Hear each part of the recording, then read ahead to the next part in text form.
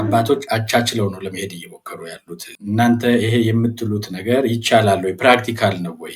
አሁን ባለው ሁኔታ ማድረግ ይቻላል ወይ? እና እናንተ ቁጭ ብላችሁ እጭ ሆናችሁ በሰው እጅ እሳት ለመያዝ አይነት ነገር የምትናገሩት ተግባራዊ መሆን የሚችል አይደለም ብለው የሚያነሱ አሉና እንዲህ አይነት ጥያቄ የሚጠይቁ ሰዎች ፖለቲካሊ ኮሬክት ወይንም ፖለቲካዊ ትክክለኝነትና ዘመኑን እያዩ የመኖር ዝንባሌን ከሴኩላሪዝም ሰካ አድርገው ወይንም ወደ አስተሳሰባቸው አስገብተው የህይወት የመኖር ትርጉምን የክርስትና ትርጉምን በዓለም የተረጎሙ ሰዎች ብቻ ናቸው።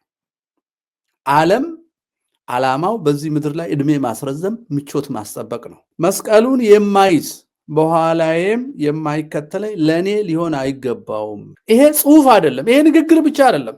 እነ ቅዱስ ጊዮርጊስ፣ እነ ቴዎድሮስ ምስራቃዊ፣ እነ አርሴማ ቅድስት፣ ሌሎቹ ሰማዕታት እነ መርቆሪዎስ በህይወት ያሳዩት ናቸው።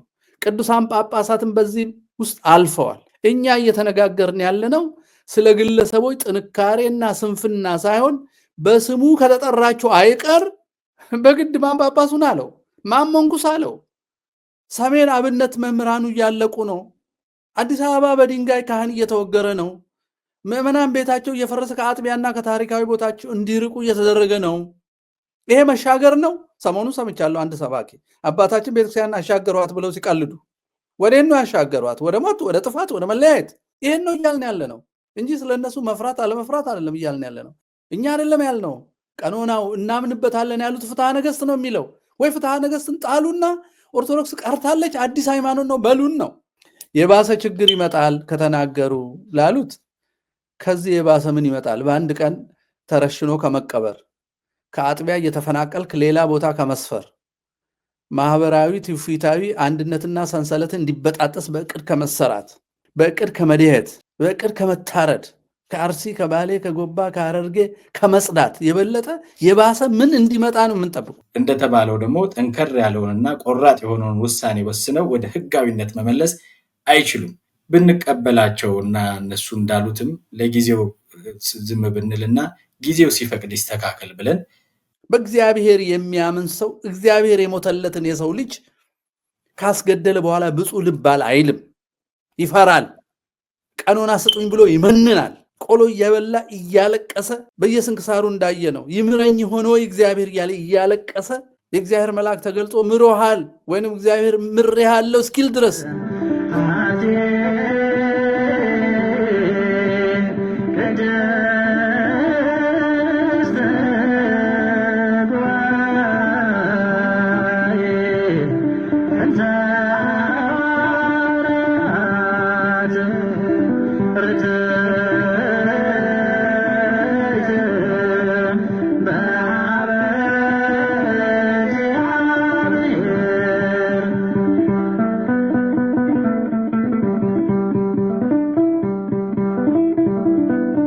አባቶቻችን መልካሞቹና የሚያዝኑት የሚያለቅሱት ካሉ ብፁዕ ቅዱስ እየተባባሉ መጠራራት ሳይሆን እውነትም ብፁዕ መሆን እውነትም ቅዱስ ወደ መሆን የሚመልስ ቀኖናና አኗኗር ላይ ነው አጀንዳው መቀመጥ ያለበት። በዛ መሰረት እኔ አንገብጋቢ የሚመስለኝ የሁሉ ድርቶ ሳይሆን አጀንዳው የመኖር ያለመኖር ጉዳይ መሆን ነበረበት።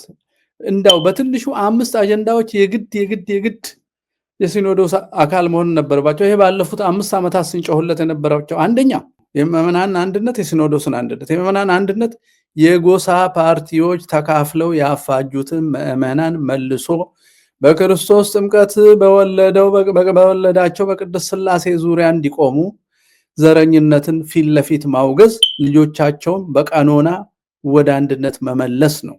ይሄ ነው አጀንዳ መሆን ያለበት። ሁለተኛው ሲኖዶሱ እንዲሁ የዘር ስለሆነ በጎሳ የመጡትን ኮታዎች በሙሉ ሽሮ ጤናማዎቹን አባቶች 3ም 2ም ቢሆኑ አስቀምጦ ሲኖዶሱ ማከም ነው።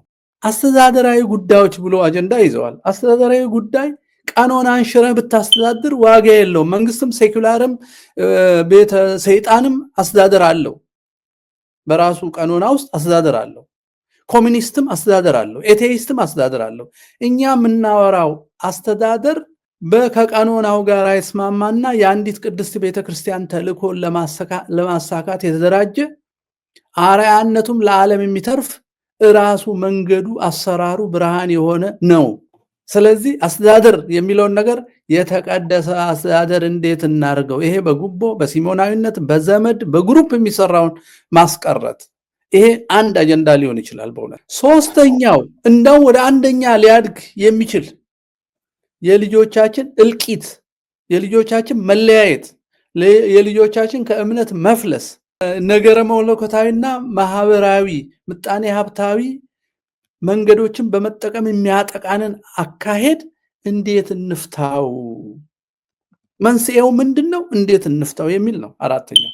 አምስተኛ የሚመስለኝ ከሰፈነ ሁለንተናዊ ሙስና ማለትም ቁሳዊ ሙስና፣ ሀብት ስግብግብነት፣ ሌብነት፣ ሃይማኖታዊና ሞራላዊ ሙስና፣ አባት እያሉ ተሐድሶ መናፍቅ መሆን፣ በአባት ልብስ ውስጥ ዘረኛ መሆን፣ ሐሰተኛ መሆን፣ ይሄ ሁሉ ሙስና ነው። ሁለንተናዊ ሙስና ነው። ማህበረሰባዊ ብልሽት። ከዚህ ሁሉ ትንሣኤ እንዴት እናገኛለን? ምን መስራት ይጠበቅብናል? የአባላቶቻችን የቅዱስ ሲኖዶስ ብፅዕና መጓደል እንዴት ይመለሳል የሚል አምስተኛ አጀንዳ መሆን ነበረበት። በመጨረሻ 6 የሚሆነው ይመስለኝ ለጎሳ መነኮሳትና የሐሰት ክህነት አልባ አባቶች መፈልፈል መንስኤው እኛንን ጠንክረን የሐዋርያትን ቀኖና አላስከበርንም፣ የአላዊ መሪ ደብዳቤ ተቀብለን ቤተክርስቲያናችንን የበለጠ አጠፋናት። ከዚህ በፊት የጎሳ ነፃ አውጪዎች ያዘዙን በኮታ ሰበሰቡን፣ ካሁን በኋላ ግን ወደ አባታችን እንመለስ የሚል ጨካኝ እንዴት እንመለስ አጀንዳ መሆን ነበረበት ዮሴፍ። ነገር ግን እነዚህ በአጥፊነት የሚታወቁ ሰዎችን አጀንዳ ቀራጭ ልክ ስታረግ ከዚህ ለመሸሽ እንደሆነ የታወቀ ነው። ከዛ በኋላ ምን ትላለህ? ሀገረ ስብከት መቀየር፣ ኮሌጅ ማስፋፋት፣ የከሌ ጥያቄ፣ የአባ ከሌ ለቅሶ፣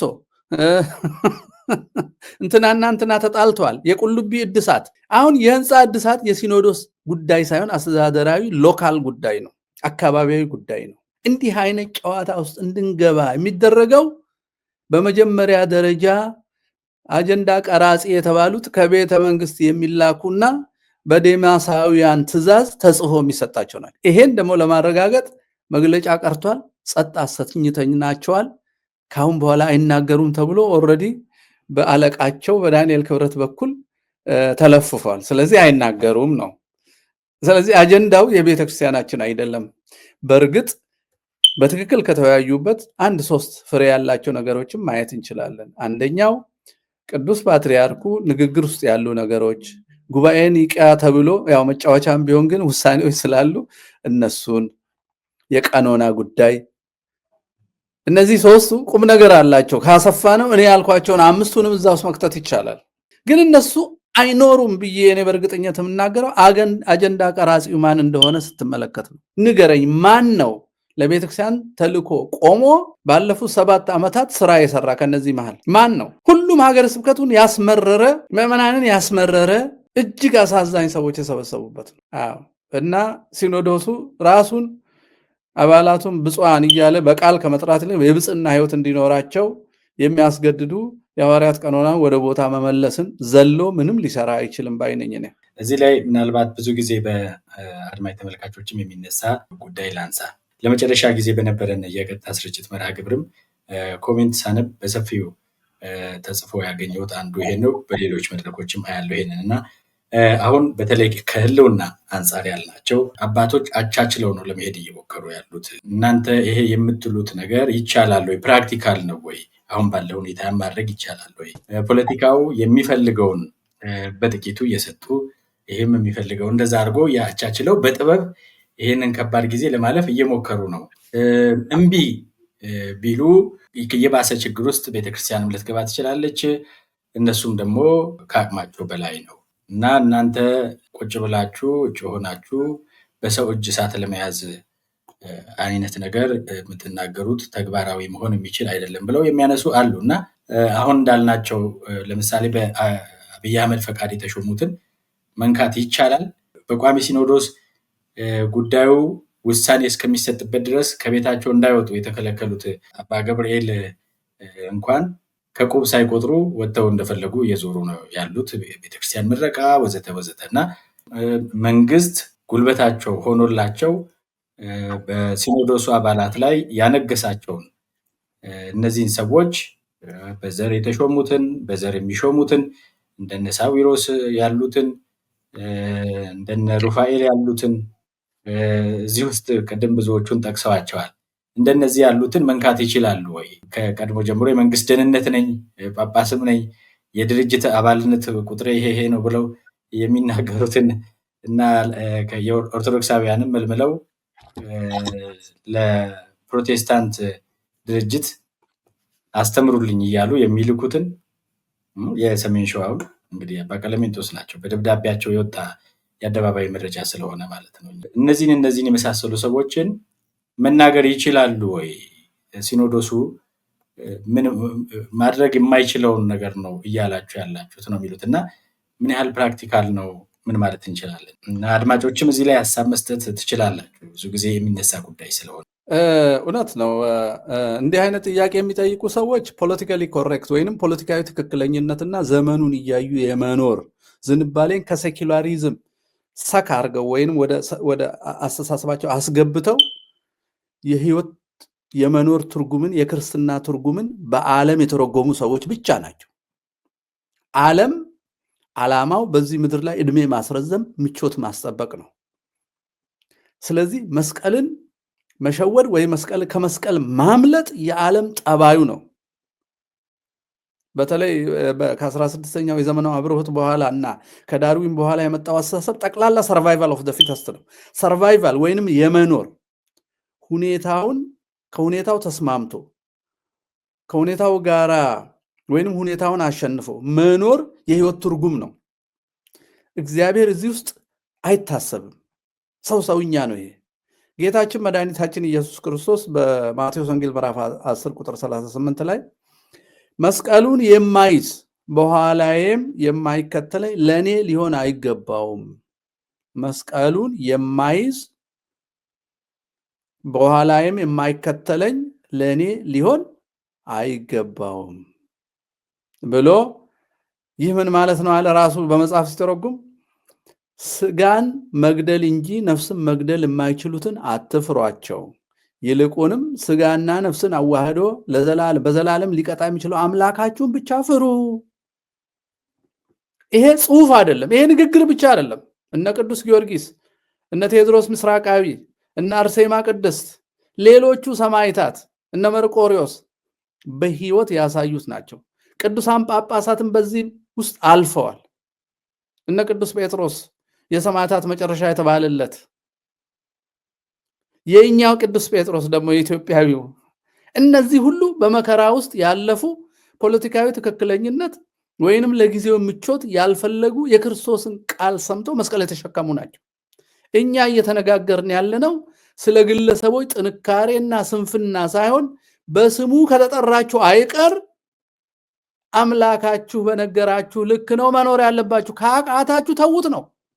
ሙቱልን እኮ አላልንም። በግድ ማን ጳጳሱን አለው? ማን መንኩስ አለው? ማን እረኛ ልሁን በላለው?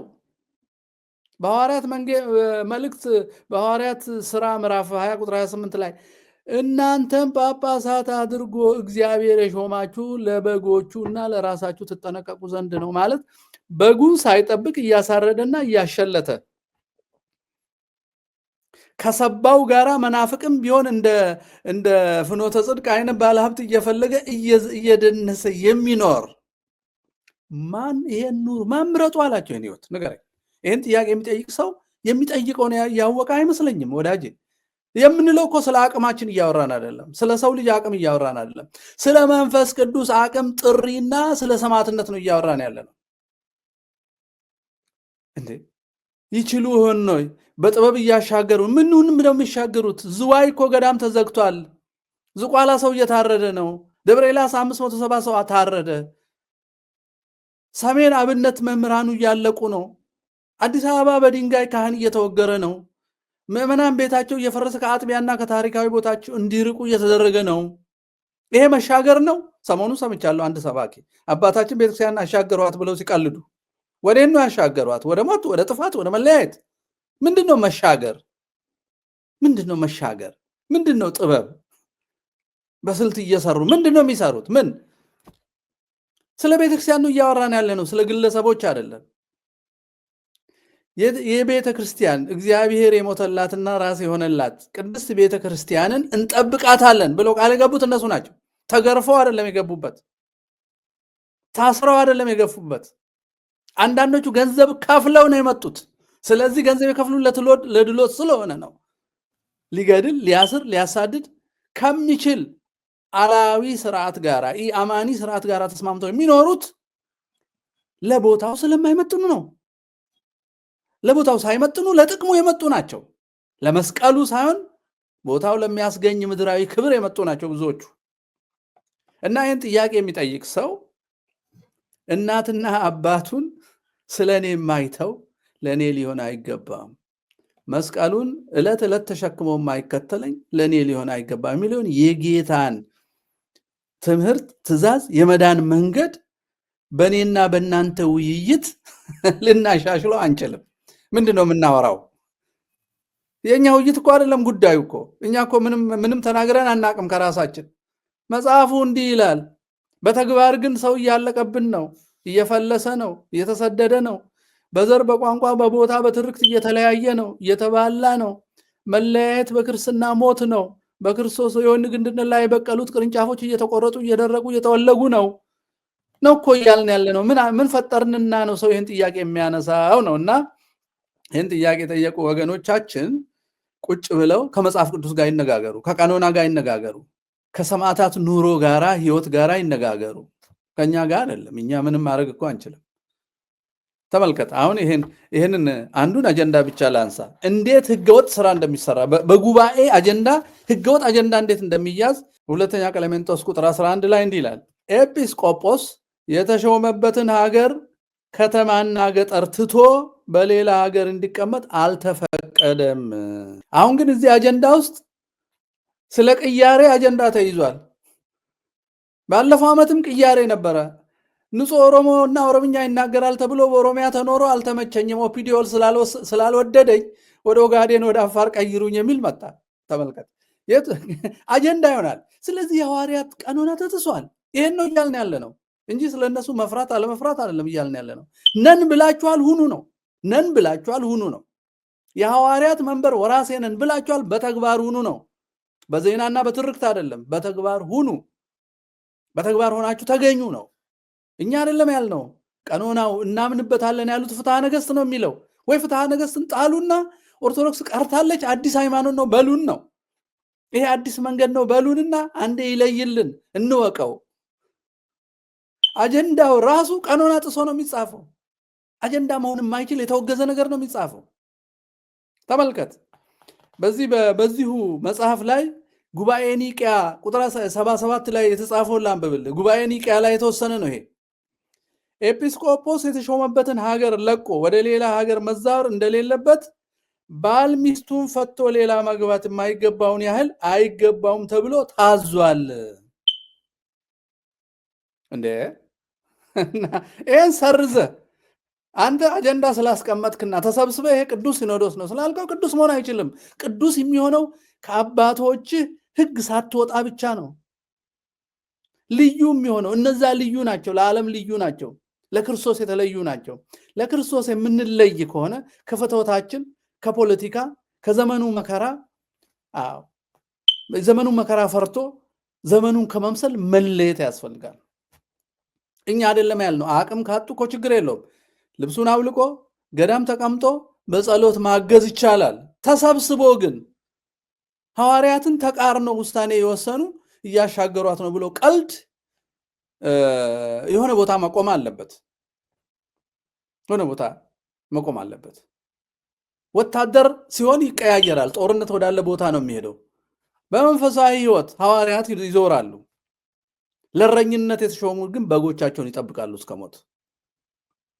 ያሉትን ይጠብቃሉ፣ አዲስ ያመጣሉ፣ ያመጡትን ያጸናሉ፣ ፊት ፊታቸው ይሄዳሉ፣ ሰማዕትነት ይቀበላሉ። አልችልም ያለ ይተው ነው። ይተው። ገንዘብ እየገዛ እየከፈለ ከደህንነት ጋር እየሰራ ከሴት ጋር ከወደቀ በኋላ ዓለም ካወቀ በኋላ ቤተ መቅደስ ገብቶ የሚቀልድ ይሄን ሁሉ ብፁዕ የሚል ወዳጄ ምዕመናን የሐዋርያት ልጆች ነን ሐዋርያት ነን ካሉ እንደነሱ መሆን ያለባቸው በስም አይደለም በተግባርና በሕይወት ነው እንዴ ዝቋላ አባቶች አለቁ ሲባል የዛ ቦታ እረኛ ጥፉ ዝጉና በቃ ሌላ ጊዜ ገዳሙ ይገደማል ብሎ እኮ እንድንጠፋ የሚመከር አባት ያለበት ቦታ ምንድነው እረኙነቱ ታዲያ ከገዳዮች ጋር ተባብሮ ጥፋትን የሚመክር ከሆነ ምንድነው ዝዋይ ሲጠፋ የት ነበሩ እኚህ ሰዎች ምንድነው የምን አጀንዳ ነው የሚጽፉት ገዳም አጠፉ ዛዮች ሲጽፉ የት ነበሩ ስለዚህ ይሄን የሚጠይቅ ምዕመን መጀመሪያ ኦርቶዶክስ ምንድነው ቀኖናው ምን ይላል የሚለውን ይከታተል ግዴታው ነው ፍትሐ ነገሥቱ የትም ታትሞለታል እንዴ ኤጲስቆጶስ እኮ የሚሾመው ፍትሐ ነገሥቱ አንቀጽ 5 እና አንደኛ ጢሞቴዎስ 3:13 ላይ የሚለው ኤጲስቆጶስነት የሚሾም ነውር የሌለበት ነው በልቡናው የሐኬት ከሐኬት የነቃ ስንፍና የሌለው ደህንነትና ተዋድሶ ጋር የሚዞር አይደለም የሚያረጋጋ የሚከስ የሚያሳድድ አይደለም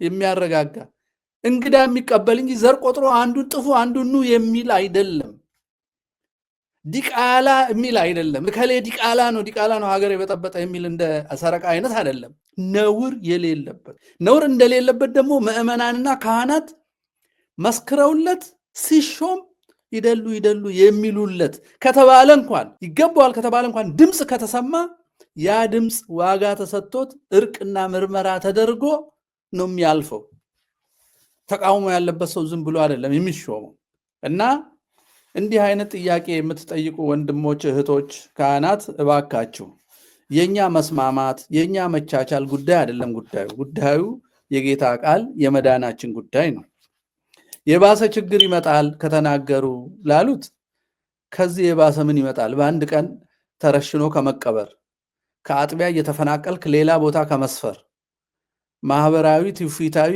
አንድነትና ሰንሰለት እንዲበጣጠስ በእቅድ ከመሰራት በእቅድ ከመድሄት በእቅድ ከመታረድ ከአርሲ ከባሌ ከጎባ ከሐረርጌ ከመጽዳት የበለጠ የባሰ ምን እንዲመጣ ነው የምንጠብቁት በ15 ዓመት እኮ ህዋት እኮ 11 ሚሊዮን ሰው ከሃይማኖት እንዲወጣ ከኦፒዲዮ ጋር ሰርተዋል እኮ ብሬኖች ዶናል ይሄን ብሬን የሚጠብቀው ቤተ መምህራን ናቸው አባቶች ናቸው በኮሙኒዝም ጊዜ አልጠበቁም በዘር ነፃ አውጪዎች ጊዜ አልጠበቁም በብልጽግና ወንጌል መንግስት ጊዜ አልጠበቁም ምኑን ነው ታዲያ መቻልና ማሳለፍ የሚባለው ምኑን ነው ወዴት ነው የሚያሳልፉ ወደ ሌላ እምነት እንደሱ ከሆነ እያሳለፉ ነው ልክ ነው እያሻገሩ ነው ወደ ሌላ እምነት እውነት ነው ወደ ኦርቶዶክሳዊነት ግን አላጸኑንም እና ታሳቢ የምናደርገው የግል አቅማቸውን ሳይሆን የመንፈስ ቅዱስን ኃይል የሐዋርያትን መንገድ እስከተከተሉ ድረስ ያ መንፈስ ቅዱስ ከነሱ ጋር አለ ፍርሃት ያመጣው ከዛ መንፈስ ቅዱስ መለየትና ስጋም መውደድ ነው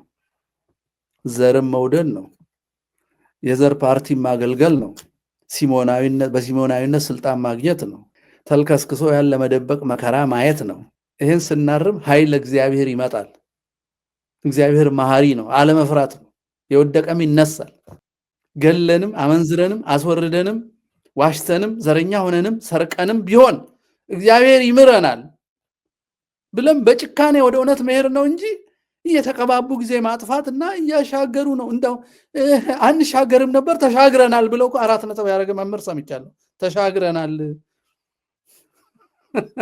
ወዴት ነው ተሻገርነው እነሱ አዲስ አበባ በሰላም ስለኖሩ ለጊዜው ተሻግረናል ማለት ነው ማን ነው ተሻግረናል እያለ ያለው የሚገደለው የሚሰደደው የሚፈናቀለው የሚደህየው መከራ የሚያየው ከሃይማኖት የሚወጣው ሰው አለ መቱ ሂዱ ጎሬ ሂዱ ጅማ ሂዱ ሊሙ ሂዱ ሽርካ ሂዱ ኮፈሌ ሂዱ ሻሸመኔ ሂዱ ማን ነው የተሻገረው ጅጅጋ ጎዴ ሂዱ ማን ነው የተሻገረው በድብቅ ምን እየተሰራ ነው በክርስቲያኖች ላይ በየክልሉ ቤኒሻንጉል ስንት ሬሳ ነው ያለው ተሻገሩ ማለት ነው አዎ በሰማዕትነት የሞቱት ሃይማኖታቸውን ሳይቀይሩ የሞቱት ወደ ዘላለም ህይወት ተሻግረዋል በዚህ ምድር ግን ቤተክርስቲያንን አሻገርን ብሎ የሚናገር አንድም ሰው የለም ለራሱ ከሞት አምልጦ እድሜ አስረዝሞ ሊሆን ይችላል እኛን ግን ያሻገረን ሰው የለም መከራ ውስጥ ነው ያለነው ጥፋት ውስጥ ነው ያለነው ክደት ውስጥ ነው ያለነው ግራ መጋባት ውስጥ ነው ያለነው አንደበት እያሳመሩ እየሰበኩ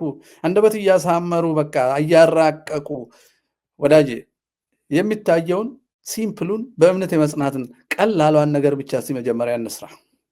ዘረኝነትን እናውግዝ። እስቲ ዘረኝነትን እናውግዝ። አያወግዟትም። ዘረኝነት ጸረ ክርስትና ነው ብለው አንድ ቃል አይተነፍሱም እያንዳንዳቸው። እንዳውም ዘራቸው ከሆነ አያወግዙም፣ ርኩሱም ቢሆን አያወግዙም፣ እምቢ ሲሉ አይተናል። እና እያሻገሩ ነው። እና ጠያቂዎች የምንጠይቀው መጀመሪያ በኦርቶዶክሳዊ አይን ማየት አለብን። ከዛ በኋላ ነው መጠየቅ።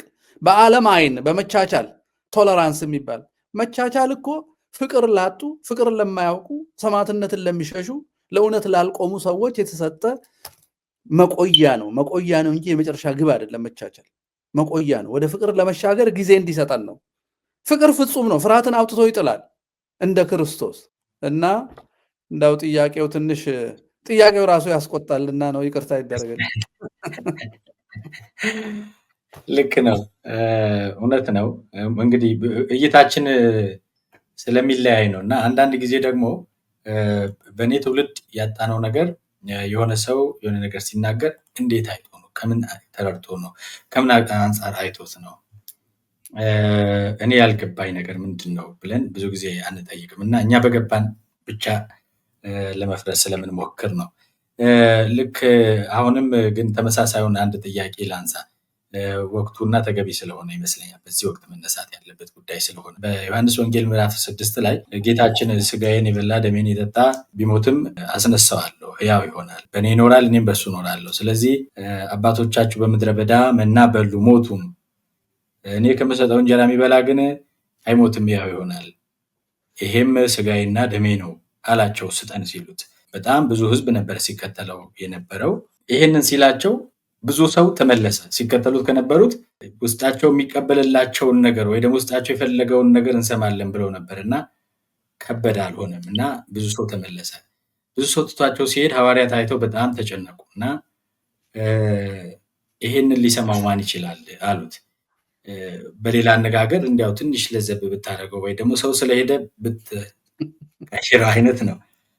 እና ጌታችን የመለሰላቸው እናንተ ስለተሄዱ ትወዳላችሁን ነው ያላቸው። ስለዚህ የሰው ቁጥር ወይ ደግሞ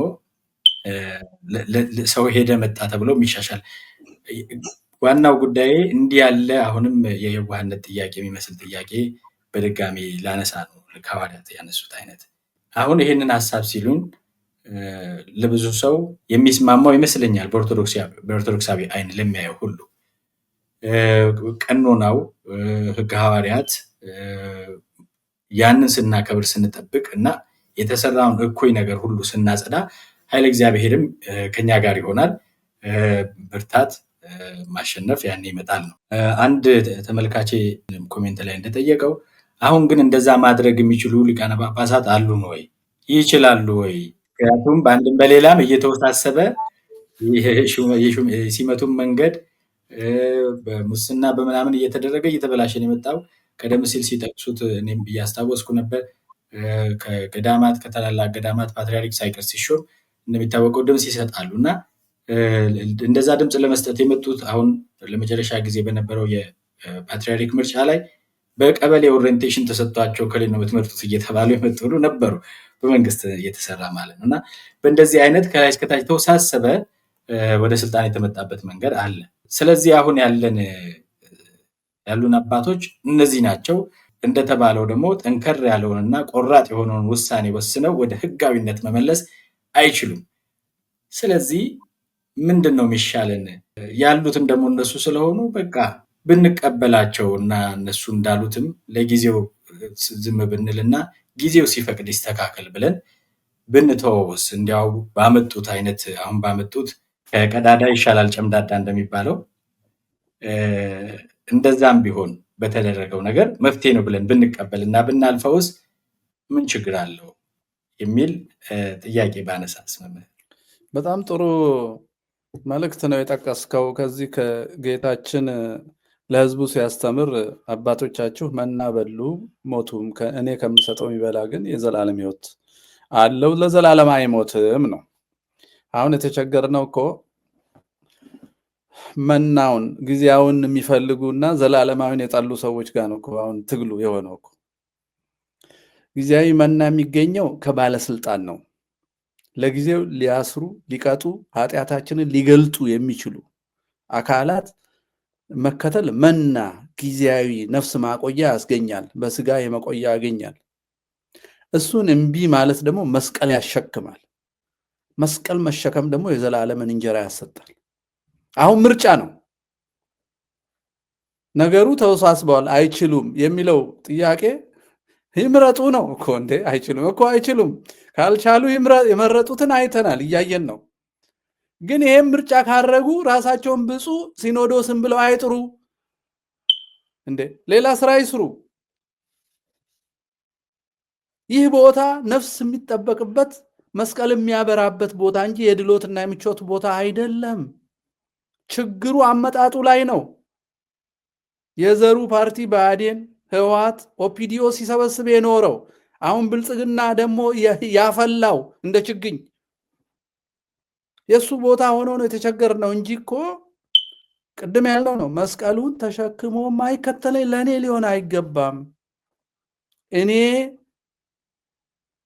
ለበጎቼ ራሴን አሳልፌ እንደሰጠው በጎቼ እንዲጠብቁልኝ እንደሾምኳቸው ራሳቸውንም በቅድስና በጎቼንም በእረኝነትና በማጽናት በአንድነት እኔና አብ አንድ እንደሆንን በዮሐንስ ወንጌል ምዕራፍ 17 እንደነገረን እሱ በተዋህዶ ነው በስላሴ እኛ በጸጋ አንድ ሆነን በጥምቀት ልጅነታችን ጸንተን እንድንኖር በቅዳሴ ጊዜ እንደምንለው አቤቱ ከዚህ በመንፈስ ቅዱስ አንድ አድርገን በዚህ ጵርስፎራ ፈውሰን ብለን አንድነታችንን አውጀን በአምልኮ ስርዓታችን ውስጥ ያመነውን የጌታችንና የመድኃኒታችን የኢየሱስ ክርስቶስ ስጋና ደም ስንቀበል ፍጹም ተዋህዶ እያደረግን ነው። በክርስቶስ የወይን ግንድነት ላይ እያንዳንዳችን እንደ ብልቶቹ ሆነን እየተዋሃድን ነው። ለዚህ እኮ ነው የፍትሐ ነገሥቱ አንድ አይና ወይም አካለ ጎዶሎ ምናምን ይላል።